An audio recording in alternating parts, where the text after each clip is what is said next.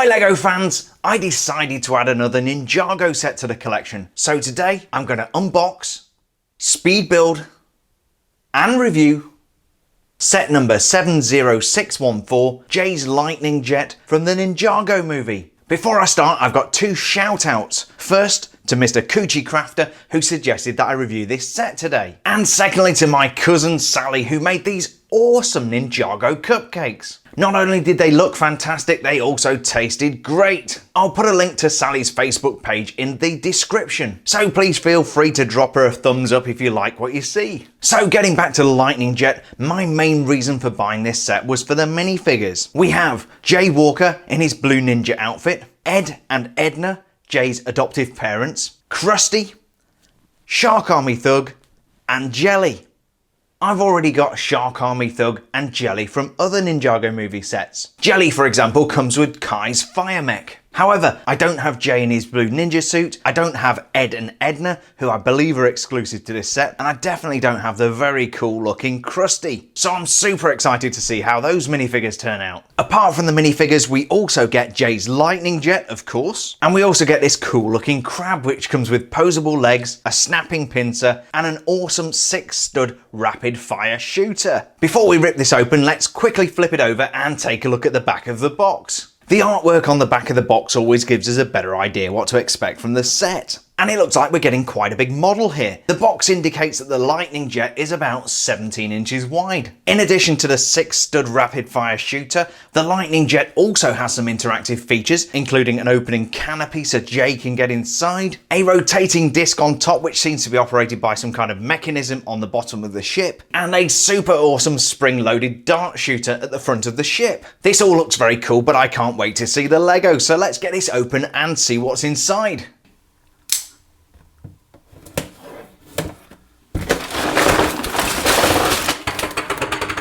Here's everything we get inside the box. We have 7 numbered bags of Lego, an instruction manual, some very cool pieces that for some reason wouldn't fit inside the bags, and the dreaded sticker sheet. I'm going to go ahead and put this together, and today you're going to see a 90-second speed build.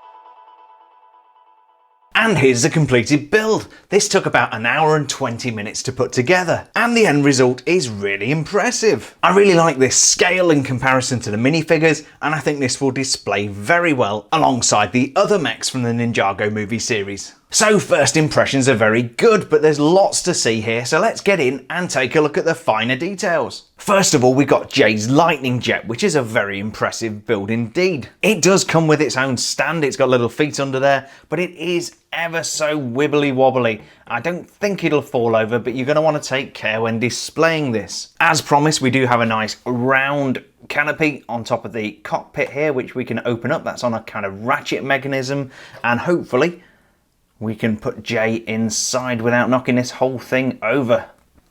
Yeah, it's a little bit awkward, but he's there. Like the other Ninjago mechs, there's not a ton of instrumentation inside the cockpit. We have a small printed tile for the instrument display and a pair of levers which do fit nicely into Jay's hands. It definitely passes the minifigure test in that we can lower the canopy and not crush the minifigure. There's plenty of room in there for Jay. The only slight disappointment is that there's nowhere inside the cockpit to put Jay's flail. Above the cockpit we have these black and red cylinders. Now I'm going to presume these are fuel cells and that we've got some power cables coming out of those. Then that leads us to the rather impressive looking lightning disc on top of the jet. Now this is more than a bit tricky to show off on camera, but underneath the ship that stand there actually doubles up as a trigger. And if you can see underneath below, we actually have a trigger which we can use to spin around the lightning jet.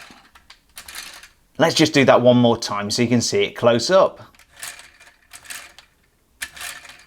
This is actually some really neat engineering. What we've got is a spring-loaded trigger with clutch. So when we push this down and hold it, we actually release the electro-disc on top of the ship and let that go again, and we can do it again. So what we're doing is in effect transferring energy into the electro-disc, and then by holding down the trigger we're keeping that mechanism open so that the electro-disc can spin. The electro-disc is a super cool feature on this set, and I really like the blue lightning elements that come out of it. We also get more of those on each of the wings and a whole load of tentacles. We've got these long grey spikes all over this thing. The wings also have a lot of maneuverability. We have pivoting joints on each of those so that we can move these out like so or move them back in again. Here's a closer look at those joints from the back, and it's really nice that we're getting some blue coloured ones rather than just the standard grey pieces. We also get some more of that translucent blue for the engines, and from this angle you can really see the beautiful symmetry of this build. Symmetry does make this very aesthetically pleasing, but it does mean that there is some repetition to the build. From this angle you can also get a sense of why it's so wobbly when on display. We've got a single point of contact at the back here, and a single point of contact at the front with this single foot. The other three fins above the wing, on the side of the wing and below the wing are not adjustable. But if you care to, you can adjust these flaps on the engines.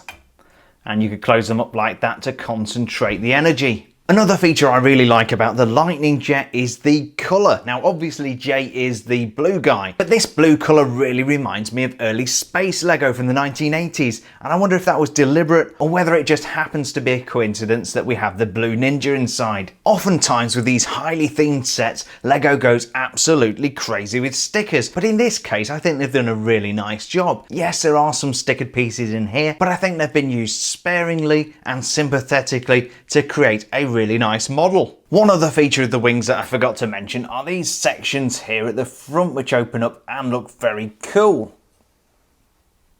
I've got to confess I still haven't seen the Ninjago movie, so I might be missing a detail here. I'm not really sure what these things are on the end, but they do look very much like the Van de Graaff generators that people use to generate static electricity, which would dovetail very nicely into the theming of the lightning jet. And finally, before I wrap up this section on the lightning jet, I must talk about this bad boy here. That's the spring-loaded dart shooter, and I think that calls for a demonstration. What we need to do first of all is pick up the lightning jet by the handle underneath, and then we have this red piece here which we simply flick and the dart shoots.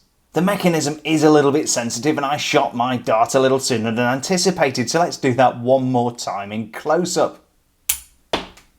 This is the Jay minifig. He's the blue ninja and the elemental master of lightning, hence he rides around in the lightning jet. He has this accessory, which in this case is a flail on a stick, which I'm just going to take out of the way there so we can take a close look at his printing. He has his printed ninja uniform on. As we can see there's no metallic printing on here. We've got a little bit of simple printing on the legs there for some strapping around the knees, and he's wearing some utility belts. If we flip him over, you can see the back of the utility belt strap and his belt around the middle there. Now his headgear is in two pieces with this blue bandana, and if we take off that top part, we can reveal his face at the front. Let's just turn it around. He's got this kind of bemused expression, and then if we flip him over, he has a second expression on the back which looks a little bit happier, but quite unsure of himself. So let's put his outfit back together, and that is the awesome Jay minifigure. This is Ed Walker, Jay's adoptive father and co-owner of Ed and Edna's Scrap and Junk, a junkyard, which might explain why he needs this rather large wrench. I'm going to put that out of the way so we can take a look at his outfit. He is dressed for working in the junkyard and he has lots of tools tucked into the front of his apron here. If we turn him over, you can see there's no printing on the back of the pants, but there is some printing at the back here on the torso, showing the apron tied around his waist. He has a very grey shock of hair, which is nicely coiffured, and a very kindly looking but weathered face on the front. Now if we flip him over, try and say that, there he is. He's got his "Shark Army is chasing me, oh my goodness" face on the back, and he looks very shocked, so he is going to need Jay's help to escape. So that is a very cool Ed Walker character. I can't get his hair back on. There we go. That is Ed, and he's awesome. This is Jay's adoptive mother, Edna, the other co-owner of Ed and Edna's Scrap and Junk, and she's dressed in a more traditional Japanese outfit. Let's put it together properly. There is some great printing on the front there. Really love the printing on the front of her feet to show her sandals. And if we flip her over, you can see there's some more printing on the back with either a backpack or something there on the back of her outfit. I have seen versions of Edna from previous Ninjago sets which show her with grey hair, but in this case she has brown hair, a very kindly expression on the front, and let's see if we've got anything on the back. Yes, we do. She looks rather more shocked there, and I'm guessing again that she's getting chased by the Shark Army and in need of rescuing by Jay. So that is Edna Walker, Jay's mother or adoptive mother, and she's a very cool little minifigure. Not only do we get the amazing lightning jet in this set, we also get this very cool Shark Army crab. Often these little side builds are just filler, but this looks so awesome. Not least because we're getting this super cool 6-stud rapid fire shooter, but we also get this oversized pincer for snatching up LEGO minifigures, and this great face complete with teeth that shows bags of character. The crab comes with 6 posable legs so we can change its height and posture. And at the back we get what looks like a small outboard motor and the Shark Army flag. Demonstration time again, and this time it's the rapid fire 6-stud shooter, which is great fun until you have to go and pick up all these studs. I've taken this off the crab so you can get a closer look at the mechanism, and there is one single moving part in there. So you've got these outer ridges here where we can snap in the actual studs, and then we've got this circle in the middle with one pin on it. And when that reaches the stud, it simply, that got me straight in the face, but they simply fire straight out. So after a 20-minute break in filming to find the little studs, that is the super awesome Shark Army crab. This little guy is my main reason for buying the lightning jet. This is Crusty from the Shark Army, and I don't think he comes in any of the other sets. Certainly I don't have this guy yet, and he is awesome. He comes with this typical Shark Army weapon, which consists of a fish with a weapon element sticking out of the end. I think in this case this is probably meant to be a chainsaw, but I could be wrong. Let's put that to one side, and the best thing about this guy is that awesome headpiece. That looks just like a hermit crab. It's got the little eyes up on sticks, it's got these very tactile tentacles, and these bumps all the way around. And as you might imagine, this is a pretty soft and squishy plastic, one of those kind of headgears, which I'm going to put aside just for a moment so we can take a look at his printing. He doesn't have an expression on the back of his head, but he does have this fantastic expression on the front, which looks a little bit mean, and I really like his oriental style moustache. He has a pretty typical Shark Army jumpsuit on there. I'm pretty sure I've seen this printing before on other Shark Army members. You've got a little bit of metallic printing on the front there, and also a little bit of metallic printing on the back. And I'm guessing this on the back here is going to be some breathing apparatus, and you can see the control mechanism on the front there. And he's going to have to watch out because he's going to be out of battery pretty soon. Let's put that headdress back on so we can take one more look at Crusty, and that is the awesome Crusty from the Shark Army, added to my collection at last. This is the Shark Army Thug, and he's about as generic as you can get with these Shark Army minifigures. I think I've got at least 2 or 3 of these from other Ninjago movie sets, so they are very much not rare. He's carrying one of these Shark Army weapons, which consists of a blue fish, and in this case we've got a nice mallet coming out of the end. And I'll put that to one side so we can take a look at that outfit. And this is exactly the same jumpsuit that we saw Crusty wearing. We've got some nice metallic printing, and you can get a better look at the metallic printing on the back. So it is a nicely printed thing. It's just that we see a lot of these. On the front there, we've got his slightly aggressive looking face. I guess he looks like a bit of a sourpuss, and he's got that eye patch on there. Looks a little bit like a pirate, and some impressive stubble. And topping it off, we've got this generic kind of beanie hat for a thug, and that is our Shark Army thug. This is Jelly from the Shark Army, and he's an awesome minifig. He also comes with Kai's red fire mech. So I have seen this guy before, and he's got beautiful custom printing on his torso there to show the tentacles flowing down over his front, and the same on the back there. His headgear is super awesome. Very rigid plastic that snaps together over the head. I'm not going to take this off because it's really difficult to get back on, but if you do want to see that, go back and check out my fire mech review video. He has a couple of accessories. Firstly, we've got this fish element, just like the other Shark Army guys, and I'm guessing by the blue stud on the end that this is going to be a flashlight. And then this set has so many shooty things, and in this case we've got another shooty thing. This is a single stud firing gun, and we can demonstrate like so.